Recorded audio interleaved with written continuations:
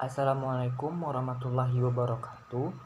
Perkenalkan, nama saya Edi Susanto dengan NIM 21031012, Prodi Pendidikan Biologi. Pada kesempatan kali ini saya akan mempresentasikan serta menjelaskan mengenai analisis lingkungan dan peluang serta ide dalam berwirausaha. Yang pertama yaitu lingkungan bisnis. Di sini saya akan menjelaskan terlebih dahulu mengenai pengertian lingkungan bisnis. Di sini saya artikan dulu terlebih satu persatu. Yang pertama yaitu lingkungan. Lingkungan itu sendiri adalah elemen-elemen di luar organisasi yang mempunyai pengaruh terhadap kehidupan organisasi. Yang kedua yaitu bisnis. Bisnis yaitu segala upaya manusia yang bertujuan untuk menciptakan pendapatan atau keuntungan. Nah, dapat ditarik kesimpulan dari arti kedua kata tersebut yaitu lingkungan dan bisnis. Maka dapat ditarik kesimpulan pengertian dari lingkungan bisnis itu sendiri yaitu lingkungan bisnis adalah keseluruhan unsur elemen yang dapat mempengaruhi perilaku dan kinerja organisasi untuk menciptakan pendapatan dan keuntungan.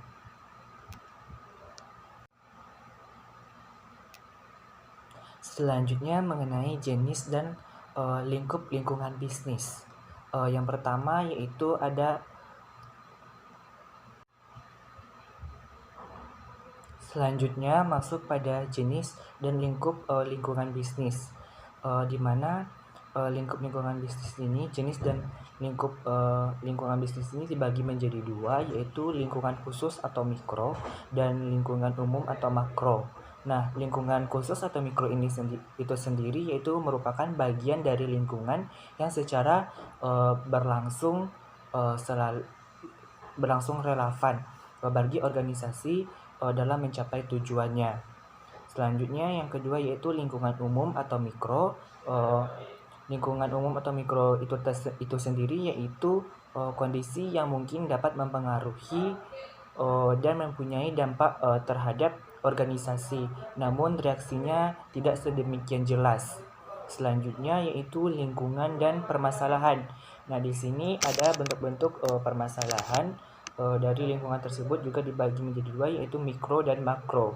Nah, mikro itu sendiri yaitu pelanggan, yang kedua itu pemasok, yang ketiga itu pesaing, yang keempat badan-badan pemerintahan, yang kelima serikat buruh, yang keenam asosiasi dagang, yang ketujuh kelompok public pressure.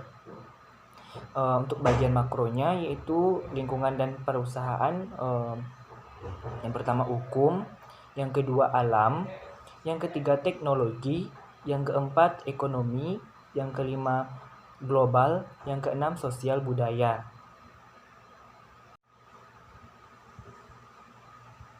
Selanjutnya pembahasan mengenai pengaruh lingkungan terhadap operasional perusahaan. Yang pertama yaitu bentuk hubungan. Bentuk hubungan ini dibagi menjadi 4. Yang pertama yaitu relatif permanen dan jangka panjang. Yang kedua itu berubah, bersifat sementara, jangka pendek. Yang ketiga yaitu kerjasama. Yang keempat itu berbentuk regulatif. Yang kedua yaitu strategi dalam merespon pengaruh lingkungan, di mana di sini juga ada dua, yaitu perubahan internal dan pengendalian lingkungan. Nah, yang termasuk dari perubahan internal itu sendiri yaitu perubahan struktur organisasi. Yang kedua yaitu peredam inti teknis. Yang ketiga elemen perbatasan. Yang keempat diferensiasi.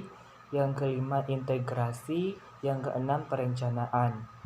Yang selanjutnya B yaitu pengendalian lingkungan, juga memiliki bagian-bagiannya yaitu karena merger, terus kontrak atau joint ventures. Yang ketiga kooptasi. Yang keempat itu iklan, dan yang kelima itu asosiasi pengaruh sejenis, dan yang kelima itu merubah bidang kegiatan. Nah, Dalam menjalankan suatu usaha itu pasti ada faktor-faktor yang mempengaruhi kegiatan operasional dan kinerja perusahaan tersendiri. Salah satunya adalah faktor lingkungan, yaitu berbasis makro dan mikro. Berbasis mikro dan makro.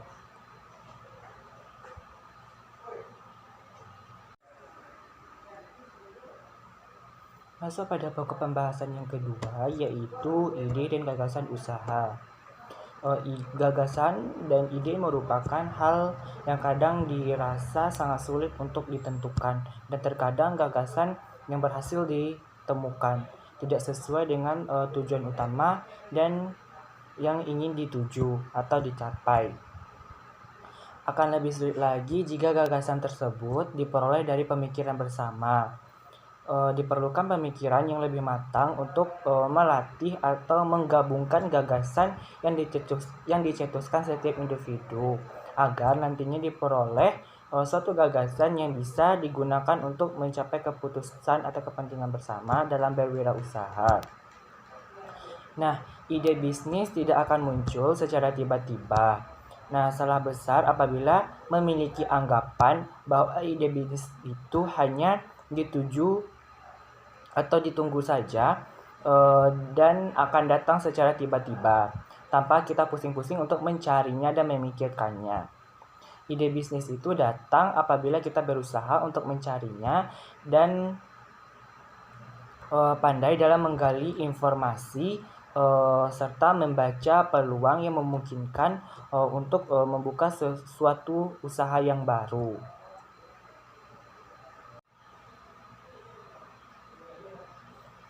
Baik, selanjutnya masuk pada pokok pembahasan yang ketiga, yaitu bagaimana cara memunculkan ide dalam berwirausaha. Nah, setiap seorang wirausahawan itu harus memiliki gitu ide-ide yang harus bagus gitu dan mantap dan bisa diperhitungkan ke depannya gitu. Bagaimana cara menjalankan ide itu. Nah, maka dari itu kita harus mengetahui itu bagaimana cara memunculkan ide-ide tersebut itu bagi seorang wirausahawan. Yang pertama yaitu sebagai seorang wirausahawan yaitu harus menemukan permasalahan yang dialami di pasar. Nah, yang kedua yaitu peka. Peka di sini itu peka terhadap permasalahan yang dialami diri sendiri atau orang lain. Yang ketiga yaitu mengkombinasikan gitu produk sejenis, produk yang ini dengan yang ini dengan yang ini gitu. Nah, yang ketiga yaitu yang keempat yaitu uji ide bisnis kita. Nah, dari ide-ide yang kita punya gitu kan, nah dari ide-ide itu kita kelompokkan gitu, kita bagi-bagi. Nah, dari ide-ide itu kita uji satu persatu. Nah, ide mana gitu yang bagus gitu dan bisa kita gunakan gitu. Yang kelima yaitu belajar dari tren masyarakat. Belajar dari tren masyarakat ini maksudnya itu mengeluarkan ide-ide gitu berdasarkan apa gitu yang tren-tren sekarang seperti dalam bentuk makanan, pakaian atau minuman gitu, bidang usaha yang kita jalin nanti. Nah, dari tren-tren itulah bisa meningkatkan atau daya tarik seorang konsumen itu kepada kita gitu untuk membeli produk usaha yang kita usahakan atau kita jual belikan gitu. Nah, dari produk itu maka daya tarik orang itu untuk membeli produk kita itu semakin bersemangat gitu. Nah, yang ketiga itu berpikir out of the box gitu. Nah, selanjutnya pokok pembahasan yang keempat yaitu cara identifikasi masalah ide dan gagasan berwirausaha. Yang pertama yaitu seorang wirausahawan itu harus memiliki kemampuan memecahkan masalah. Ini merupakan salah satu tanggung jawab terpenting bagi para wirausahawan adalah berusaha memecahkan masalah secara ilmiah dalam usaha dan bisnis. Nah, para wirausahawan itu hendaknya dapat menganalisis dengan mengumpulkan data-data, mengolahnya, dan menarik kesimpulan dari penganalisan permasalahan tersebut gitu. Selanjutnya pemecahan masalah itu merupakan kegiatan terpenting di dalam usaha dan bisnis.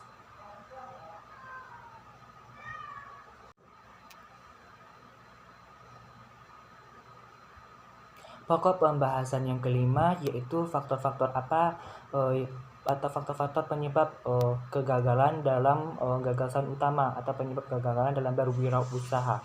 Yang pertama yaitu perencanaan yang kurang matang. Maksudnya di sini yaitu dalam menjalankan bisnis, perencanaan adalah hal terpenting yang harus dilakukan pertama kali. Dengan memiliki perencanaan, kita dapat menentukan gitu bisnis yang kita capai tujuannya. Jika perencanaan bisnis tersebut tidak dipikirkan dengan matang, hal ini akan berdampak langsung pada kegiatan operasional bisnis yang mengakibatkan kegagalan bisnis atau bahkan pailit dalam melaksanakan berbisnis dalam berwirausaha.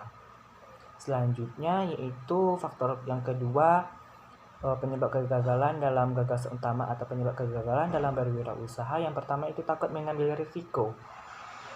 Nah, takut mengambil risiko ini, setiap kegiatan pasti memiliki sebuah risiko yang berbeda-beda. Salah satunya kegiatan dalam berbisnis. Banyak perusahaan yang gagal dalam menentukan bisnisnya atau menjalankan bisnisnya itu karena takutnya dalam mengambil risiko, misalnya risiko dalam menghadapi persaingan gitu.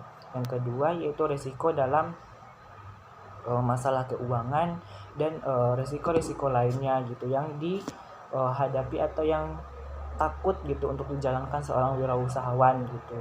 Nah, dari itulah maka wirausahanya itu bisa gagal gitu. Nah, faktor yang ketiga yaitu tidak berani mencoba. Nah, sebagai seorang wirausahawan itu harus berani mencoba, tetapi jika tidak berani mencoba, itu akan juga menyebabkan kegagalan dalam berwirausaha. Mencoba itu merupakan hal-hal baru gitu dan dapat memberikan suatu ide baru dalam menjalankan sebuah bisnis. Nah, jika kita berani untuk mencoba dan terus berusaha, tidak ada kata yang tidak mungkin dalam melakukan sebuah bisnis.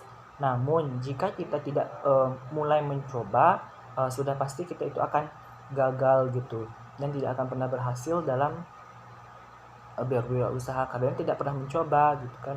Nah, dengan berani mencoba ini, maka kita akan dengan mudah gitu membuat suatu kemajuan dalam suatu bisnis. Nah, maka dari itu seorang wirausahawan itu supaya tidak terjadi kegagalan, maka dia harus berani untuk mencoba gitu supaya bisa mengetahui hasilnya gitu.